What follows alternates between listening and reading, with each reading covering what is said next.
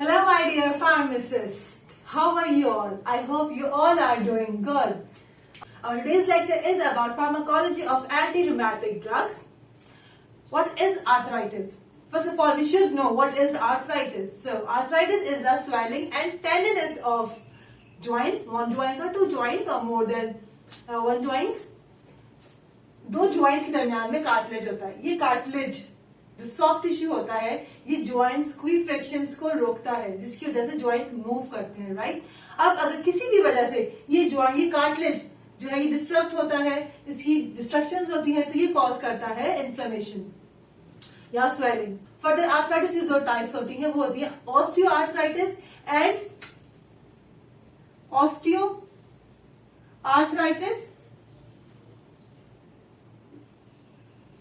and rheumatoid arthritis.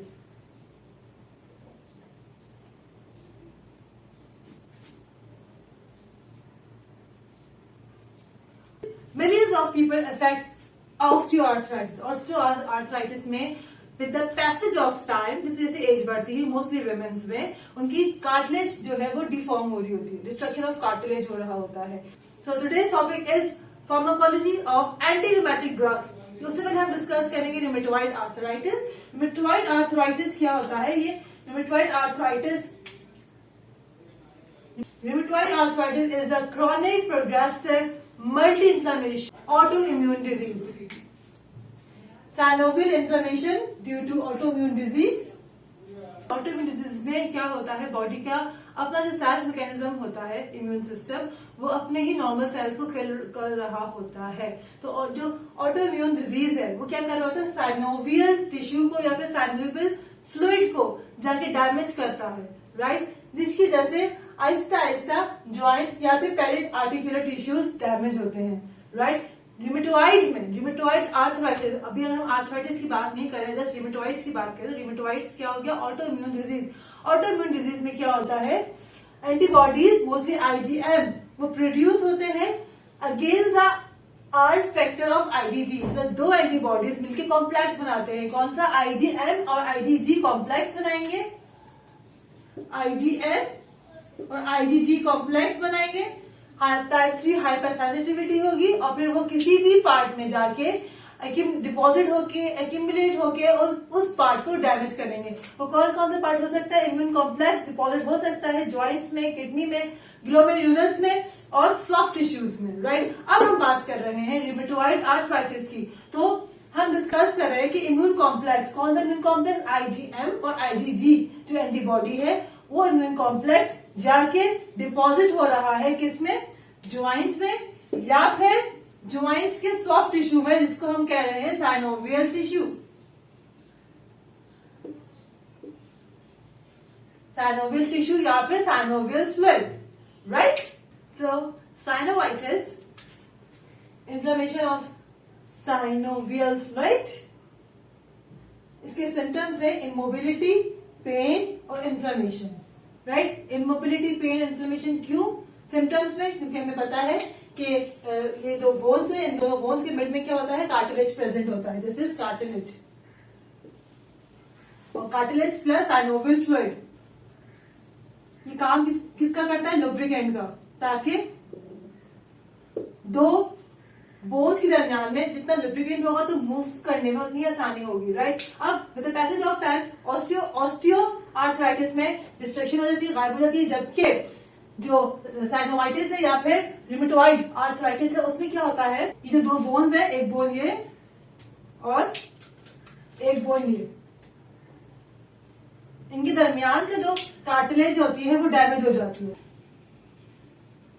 Cartilage and fluid, synovial fluid क्या हो जाते हैं, वो डैमेज. और डैमेज कैसे डैमेज हो जाते हैं, ये हमारे कुछ मीडिएटर्स हैं, साइटोकाइन्स, प्रोस्टाग्लैंडिन, ग्लूकोट्राइन्स. ये क्या करते हैं, ये रिलीज होते हैं. ऑटो इम्यून डिजीज जो है इन मीडिएटर्स को रिलीज करता है और ये मीडिएटर्स जाके कार्टिलेज को, साइनोवियल फ्लूइड को वहां पे इन्फ्लेमेशन कॉज करते हैं और आहिस्ता आहिस्ता से with the passage of time cartilage और साइनोवियल फ्लूइड को रिड्यूस कर देते हैं, खत्म कर देते हैं। जब कार्टिलेज और साइनोवियल फ्लूइड खत्म हो जाएगा तो दो बोन्स के दरमियान में होगी फ्रिक्शन। ये दो बोन्स है, ये है एक बोन, ये है, इन दोनों बोन की मिड में है साइनोवियल फ्लूइड एंड कार्टिलेज। ये काम कर रहे हैं लुब्रिकेशन पे ताकि बोन्स की मूवमेंट आसानी से हो। सही है। अब अगर बीच में से लुब्रिकेशन और कार्टिलेज खत्म हो जाएगा तो दोनों बोन्स आ जाएंगी आपस में करीब। अब जब मूवमेंट होगी ज्वाइंट्स में तो ये फ्रिक्शन प्रोड्यूस करेगा और जो पेशेंट है जब भी वो मूव करेगा तो उसको दर्द होगा। अब कार्टिलेज डैमेज हुई है वो नी की भी हो सकती है, वो एल्बो की भी हो सकती है, वो किसी भी दो ज्वाइंट्स की हो सकती है। राइट।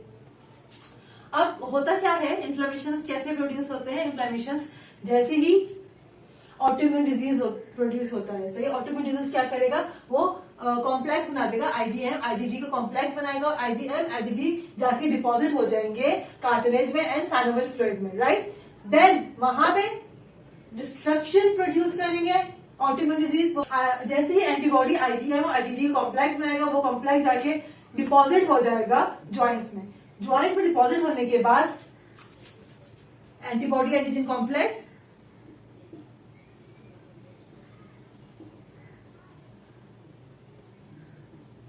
Deposit in joints. सही है। यहां पे ज्वाइंट्स पे जाके वो क्या कॉज करेंगे, इन्फ्लेमेशन और वेस्कुलाइटिस, इन्फ्लेमेशन ऑफ वेसिकल्स। सही है। और we can say that synovitis,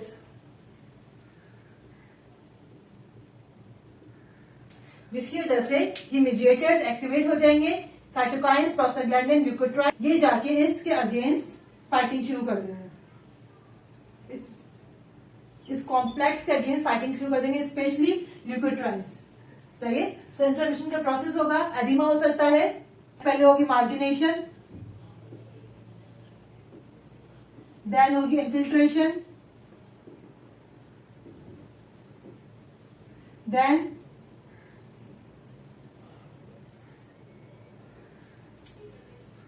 leukotrienes enter होंगे ज्वाइंट्स में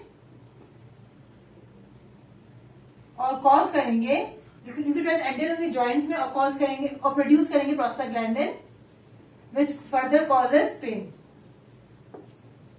राइट। ये छोटा सा मैकेनिज्म ऑफ एक्शन है कि रूमेटॉइड आर्थराइटिस कैसे प्रोड्यूस होता है। हम इसको एक रिव्यू करते हैं। रूमेटॉइड आर्थराइटिस जो है एक ऑटो इम्यून डिजीज है। इस ऑटो इम्यून डिजीज में क्या होता है कि बॉडी का अपना इम्यून सिस्टम, वो एक अपने बॉडी का अपना इम्यून सिस्टम अपने ही नॉर्मल सेल को किल कर रहा होता है। तो इसमें एंटीबॉडी आईजीआई और आईजीजी कॉम्प्लेक्स बनाएंगे और वो टाइप 3 हाइपर सेंसिटिविटी कॉज करके इम्यून कॉम्प्लेक्स डिपॉजिट हो जाएगा ज्वाइंट्स में, किडनी में, ग्लोमेरुलस में और सॉफ्ट टिश्यूज में। अभी हम बात कर रहे हैं रूमेटॉइड आर्थराइटिस की, तो ज्वाइंट्स की बात करेंगे। सही है। तो ज्वाइंट्स में और सॉफ्ट टिश्यूज में जाके वो एंटीजन एंटीबॉडी कॉम्प्लेक्स एडहेर हो जाता है, डिपॉजिट हो जाता है और फिर आहिस्ता आहिस्ता से कार्टिलेज को और साइनोवियल फ्लूइड को वो डिस्ट्रॉय कर रहा होता है। सही है। और अगर इसकी प्रोग्रेशन स्टॉप नहीं की तो क्रॉनिकली वो आहिस्ता आहिस्ता प्रोग्रेस होके वो बिल्कुल ही कार्टिलेज और साइनोवियल फ्लूइड को खत्म कर देगा, जिसकी वजह से दो बोन्स की आपस में या दो ज्वाइंट्स की आपस में प्रोड्यूस होगी फ्रिक्शन। राइट। ये फ्रिक्शन कॉज करेगा immobility, pain and inflammation. Right. अब जैसे ही एंटीबॉडी और एंटीजन का कॉम्प्लेक्स डिपॉजिट होगा, डिस्ट्रॉय करेगा, तो फौरन से जो है मीडिएटर्स वो एक्टिवेट हो जाएंगे, इन्फ्लेमेटरी मीडिएटर्स। कौन कौन से? Cytokinin, prostaglandin and leukotriene. ये 3 मीडिएटर्स हैं जो एक्टिवेट हो जाएंगे। राइट। इन तीनों में से मीडिएटर्स क्या करेंगे? ये तीनों मीडिएटर्स जो है प्रोसेस करवाएंगे इन्फ्लेमेशन का, फर्दर प्रोसेस करवाएंगे इन्फ्लेमेशन का और इस ऑटोइम्यून डिसऑर्डर्स के अगेंस्ट फाइट करेंगे। मार्जिनेशन का प्रोसेस, देन इन्फिल्ट्रेशन, वेसोडाइलेशंस होंगे, ल्यूकोट्राइन्स एंटर होंगे ज्वाइंट्स में और फिर वो प्रोड्यूस करेंगे प्रोस्टाग्लैंडिन। प्रोस्टाग्लैंडिन क्या है? प्रोस्टाग्लैंडिन जो है वो पेन इंड्यूसर है। राइट। कॉक्स-2 पाथवे को एक्टिवेट कर देंगे। इस वजह से पेशेंट में सिम्टम्स आते हैं पेन के और इन्फ्लेमेशन के। इमोबिलिटी कैसे आएगी? क्योंकि कार्टिलेज और साइनोवियल फ्लूइड बिल्कुल डिस्ट्रॉय हो गया है, तो इमोबिलिटी में फ्रिक्शन प्रोड्यूस होगी और इमोबिलिटी कॉज करेगा। राइट। तो अब हमारे पास ट्रीटमेंट क्या होना चाहिए? रूमेटॉइड आर्थराइटिस के लिए 2 ट्रीटमेंट होने चाहिए हमारे पास। एक तो पेन, क्योंकि पेन इंड्यूस हो रहा है, प्रोस्टाग्लैंडिन बन रहा है, तो हम प्रोस्टाग्लैंडिन की सिंथेसिस को इनहिबिट करेंगे तो पेन खत्म होगा। सही है। पहली ट्रीटमेंट तो हो गई सिम्टोमेटिक ट्रीटमेंट कि पेन को खत्म करना है। दूसरी ट्रीटमेंट क्या होगी? दूसरी ट्रीटमेंट ये है कि एंटीबॉडी और एंटीजन कॉम्प्लेक्स जो बन रहा है, जो ऑटो इम्यून डिजीज है, उसको सप्रेस करना। तो हमारा ट्रीटमेंट स्ट्रेटेजीज क्या है? दो है। एक ये है कि हमें जो ऑटो इम्यून डिजीज है उसको स्टॉप करना है, और दूसरा क्या है? पेन को रिड्यूस करना है। पेन को रिड्यूस करने के लिए हम देते ही एनसेड्स है, राइट। एनसेड्स जो है वो पेन रिड्यूस भी करेगा और इन्फ्लेमेशन को भी कम करेगा। लेकिन इन्फ्लेमेशन के लिए अगर हम एनसेड इस्तेमाल करेंगे तो हाई डोजेस ऑफ एनसेड यूज करेंगे तो ही इन्फ्लेमेशन का प्रोसेस खत्म होगा, और हाई डोजेस एनसेड जो है वो साइड इफेक्ट कॉज कर सकते हैं। इसलिए हमारे पास दूसरे ऑप्शन भी है to treat rheumatoid. Let's discuss it. अब हम बात करेंगे रूमेटॉइड आर्थराइटिस की ट्रीटमेंट्स की। हमारे पास रूमेटॉइड आर्थराइटिस को ट्रीट करने के दो एस्पेक्ट्स होते हैं। As we studied that rheumatoid arthritis में पेन भी होता है, राइट। इसके अलावा ऑटो इम्यून डिजीज की वजह से डिस्ट्रक्शन हो रही होती है कार्टिलेज की। तो हमारे पास दो एस्पेक्ट्स है, हमें पेन भी रिड्यूस करना है और ऑटो इम्यून डिजीज को उसको भी ट्रीट करना है, राइट। हमारे पास दो एस्पेक्ट है ट्रीटमेंट के, हमें पेन और इन्फ्लेमेशन को भी रिड्यूस करना है। इसके अलावा ऑटो इम्यून रिएक्शन जो बॉडी में हो रहे हैं जिसकी वजह से टिश्यू या साइनोवियल फ्लूइड और कार्टिलेज डैमेज हो रहा है, उसको भी हमें रोकना है, राइट। अब पेन और इन्फ्लेमेशन के लिए जो सिम्टोमेटिक ट्रीटमेंट दी जाती है वो है हमारे पास एनसेड्स और corticosteroids.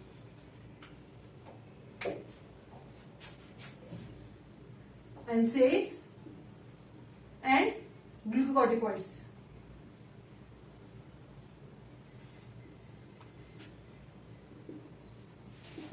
NSAIDs non steroidal anti inflammatory drug. NSAIDs जो है वो पेन को भी कम करेगा और इन्फ्लेमेशन को भी कम करेगा, लेकिन एंटी इंफ्लेमेटरी इफेक्ट NSAIDs का तभी आएगा जब NSAIDs की हाई डोजेस दी जाएंगी पेशेंट को, और हाई डोजेस कॉज कर सकती है सिवियर साइड इफेक्ट NSAIDs की, राइट। इसीलिए NSAIDs को as a temporary treatment like खाली पेन रिड्यूसिंग के लिए यूज किया जाता है। इसके अलावा एडप्ट किया जाता है एडजुवेंट थेरेपी में ग्लूकोकॉर्टिकॉइड्स। देन हमारे पास दूसरी ट्रीटमेंट आती है जिसमें हम लोग ऑटो इम्यून रिएक्शंस को या फिर टिश्यू डैमेज को ट्रीट करते हैं। उसकी क्लासिफिकेशन को हम कहते हैं डीमार्ड्स।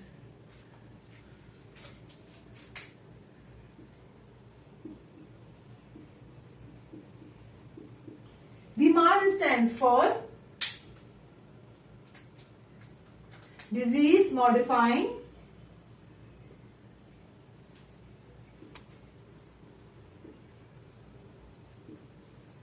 anti-rheumatic drugs.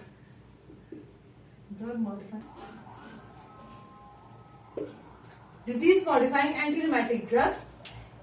ये NSAIDs जो है पेन्स को, इन्फ्लेमेशन को रिड्यूस करेगा, कॉर्टिकोस्टेरॉइड्स भी इम्यून सिस्टम को सप्रेस करेगा, इन्फ्लेमेशन को ट्रीट करेगा, और disease modifying anti rheumatic drug जिसको हम डीमार्ड्स कह रहे हैं, ये भी इन्फ्लेमेटरी जो मीडिएटर्स जो रिलीज हो रहे थे जो जाके फर्दर कार्टिलेज और साइनोवियल फ्लूइड को डिस्ट्रॉय कर रहे थे, तो उन इम्यून सिस्टम को सप्रेस करेगा ये। अब NSAIDs का मैकेनिज्म ऑफ एक्शन हम ऑलरेडी NSAIDs के पार्ट में डिस्कस कर चुके हैं। हम बहुत ही क्विकली इसका रिव्यू करते हैं। NSAIDs का NSAIDs जो है रैपिडली पेन को डिक्रीज करता है, स्वेलिंग को रिड्यूस करता है, स्टिफनेस और इन्फ्लेमेशन को भी रिड्यूस करता है, लेकिन डिजीज को डिजीज की प्रोग्रेशन को रोकता नहीं है। डिजीज में इसका कोई रोल नहीं है NSAIDs का।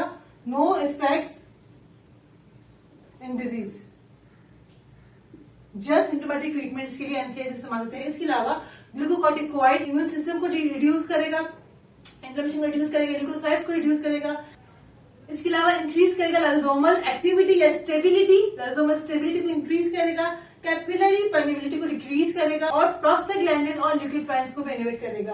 अच्छा, यहाँ पे एक बात रह गई है, लाइसोसोमल स्टेबिलिटी मतलब जो लाइसोसोम है, जैसे ही ऑटो इम्यून, जैसे ही एंटीजन एंटीबॉडी कॉम्प्लेक्स आगे ज्वाइंट्स में आके डिपॉजिट होते हैं, तो वो फौरन से chemical mediator leukotrienes, TNF tissue necrotic factors, prostaglandin, leukotrienes, interleukins, इन सबको रिलीज करवाता है, जो फर्दर एक्टिवेट करवाते हैं लाइसोसोम्स को।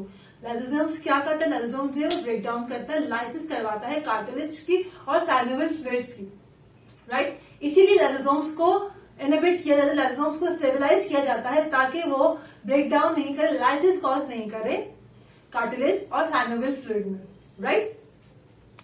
ग्लूकोकॉर्टिकॉइड्स के साइड इफेक्ट्स बहुत ज्यादा हैं। ग्लूकोकॉर्टिकॉइड जो है COX-2 एंजाइम को भी की भी एक्सप्रेशंस को इनहिबिट करेगा। हमें पता है जैसे ही प्रोस्टाग्लैंडिन रिलीज होते हैं तो प्रोस्टाग्लैंडिन फर्दर COX-2 को एक्टिवेट करवाते हैं, सही। तो प्रोस्टाग्लैंडिन अगर इनहिबिट होगा तो COX-2 जो है वो और COX-2 एंजाइम जो है वो ऑलरेडी ब्लॉक हो जाएगा, राइट। इसके अलावा ग्लूकोकॉर्टिकॉइड्स जो है इंटरल्यूकिन्स को भी इनहिबिट करते हैं। इंटरल्यूकिन्स इनहिबिट होंगे तो फर्दर जितने भी इन्फ्लेमेशन कॉजेज मीडिएटर्स है उन सबको ब्लॉक करेगा और फर्दर इम्यून सिस्टम जो है वो सिवियरली डिप्रेस हो जाएगा और ऑटो इम्यून डिजीज को सप्रेस करके ऑटो इम्यून डिप्रेस हो जाएगा और वो फर्दर लाइसोसोम्स और वो फर्दर नी की वो फर्दर कार्टिलेज और साइनोवियल फ्लूइड की डिस्ट्रक्शन नहीं करवाएगा।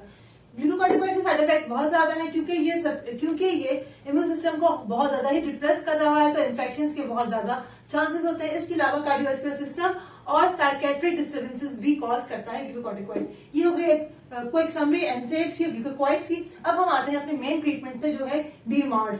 डीमार्स stands for disease modifying anti rheumatic drugs. ये क्या करता है, ये इम्यून सिस्टम को जितने भी केमिकल मीडिएटर्स हैं like interleukins, cytokines, TNF, prostaglandin, इन सबको क्या करेगा, इन सबको ब्लॉक करेगा, इन सबको इम्यून सिस्टम के सारे मीडिएटर्स को इनहिबिट करेगा ताकि ये एंटीजन एंटीबॉडी कॉम्प्लेक्स ना बनाए। जब एंटीजन एंटीबॉडी कॉम्प्लेक्स नहीं बनेंगे तो वो जाके डिपॉजिट नहीं होंगे, वो डिपॉजिट नहीं होंगे तो फिर लाइसोसोम्स को एक्टिवेट नहीं करेंगे, लाइसोसोम्स एक्टिवेट नहीं होंगे तो break down of bone, break down of cartilage और साइनोवियल फ्लूइड नहीं होगा। Disease modifying anti rheumatic drugs को हमने फर्दर क्लासिफाई किया into biological sources and non biological sources में। बायोलॉजिकल सोर्सेज मीन इसका ओरिजिनेशन फ्रॉम बायोलॉजिकल सोर्स और non biological sources means origination जो है इसका बायोलॉजिकल सोर्सेज नहीं है। अच्छा, बायोलॉजिकल सोर्सेज में हमारे पास एग्जाम्पल है एंटेरिसेप्ट, इन्फ्लिक्सिमैब, इडालीनुमैब, इनाकिनारा एंड एबाटेसेप्ट। ये फ्यू एग्जाम्पल्स हैं ऑफ बायोलॉजिकल सोर्सेज की। इनका मैकेनिज्म ऑफ एक्शन क्या है? एंटेरिसेप्ट क्या करता है, ओवरऑल बायोलॉजिकल सोर्सेज जो है वो TNF टिश्यू नेक्रोटिक फैक्टर्स को इनहिबिट करता है। टिश्यू नेक्रोटिक फैक्टर्स बहुत ही इंपॉर्टेंट मीडिएटर्स है इन्फ्लेमेशन का। टिश्यू नेक्रोटिक फैक्टर्स को इनहिबिट करेगा तो फर्दर इन्फ्लेमेशन और फर्दर एंटीजन एंटीबॉडी की कॉम्प्लेक्स की डिपोजिशन बॉडी में नहीं होगी। एंटेरिसेप्ट क्या करता है? एंटेरिसेप्ट का मैकेनिज्म है कि TNF फैक्टर्स के रिकॉम्बिनेंट को इनहिबिट करता है और एक्ट लाइक अ स्पंज, और जहां जहां TNF होंगे उन सबको वो एब्जॉर्ब करेगा और बॉडी से एक्सक्रीट आउट करवा देगा। सो साइड इफेक्ट क्या होगा? क्योंकि सारे मीडिएटर्स जो है इसके इनहिबिट हो रहे हैं, इम्यून सिस्टम सप्रेस हो रहा है, तो साइड इफेक्ट्स क्या होगा इसका? इन्फेक्शन मोस्टली जो है TB एग्जाम्पल है। नेक्स्ट ड्रग है हमारे पास बायोलॉजिकल सोर्सेज की एन्फ्लिजिमेब और एंडेलीम्यूबब। इन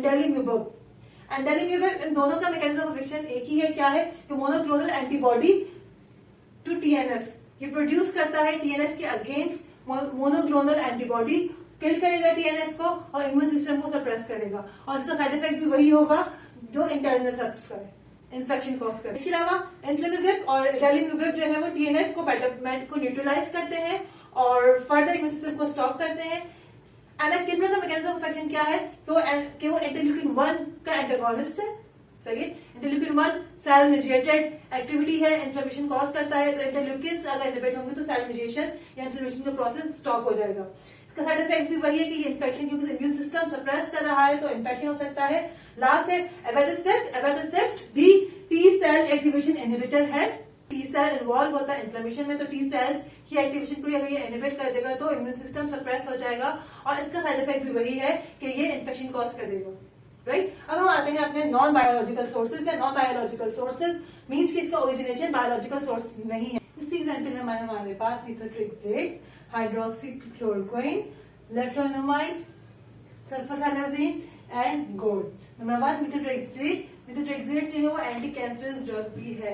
इसका मैकेनिज्म ऑफ एक्शन क्या है? मिथोट्रेक्सेट जो है वो साइटोटॉक्सिक टू लिम्फोसाइट्स। कैसे कि ये एंजाइम DHF डाइहाइड्रोफोलेट रिडक्टेज इनहिबिटर को ये इनहिबिट कर देगा, फर्दर फॉलिक एसिड की सिंथेसिस भी नहीं करवाएगा, लिम्फोसाइट्स नहीं बनेंगे, एंटीबॉडीज नहीं बनेंगे, इम्यून सिस्टम सप्रेस हो जाएगा और फर्दर जो है वो एंटीजन एंटीबॉडी का कॉम्प्लेक्स नहीं बनेगा और वो नी पे जाके कार्टिलेज को जो है डिस्ट्रॉय नहीं करेगी। जो है एपोप्टोसिस के प्रोसेस को भी इनहेंस करता है। एपोप्टोसिस प्रोसेस क्या है? वो ब्रेक डाउन करवाता है एंटीजन एंटीबॉडी के कॉम्प्लेक्स को।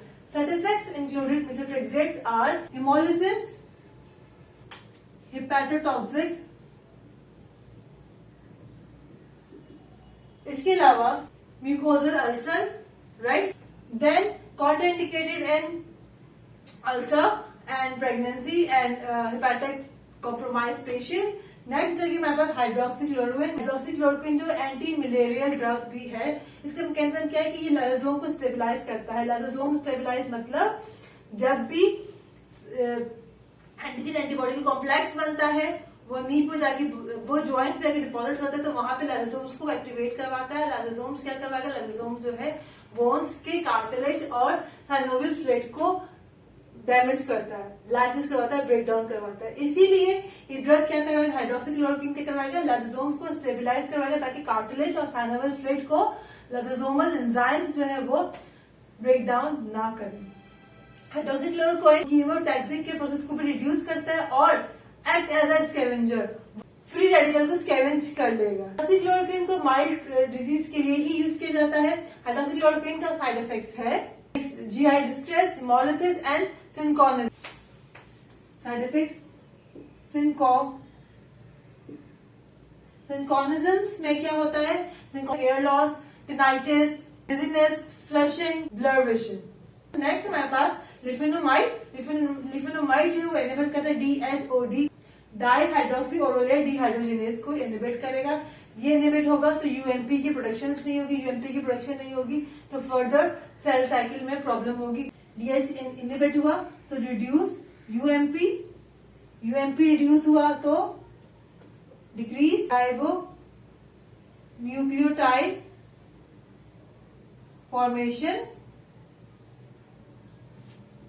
राइबोन्यूक्लियोटाइड फॉर्मेशन डिक्रीज होगी तो फिर ल्यूकोसाइट्स की फर्दर फॉर्मेशन ही नहीं होगी, वो जीवन सेल साइकिल के जीवन फेज में ही स्टक हो जाएंगे।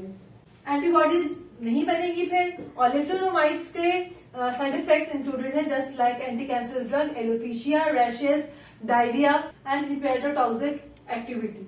नेक्स्ट जगह हमारे पास सल्फासालाजीन को कॉलोनिक बैक्टीरिया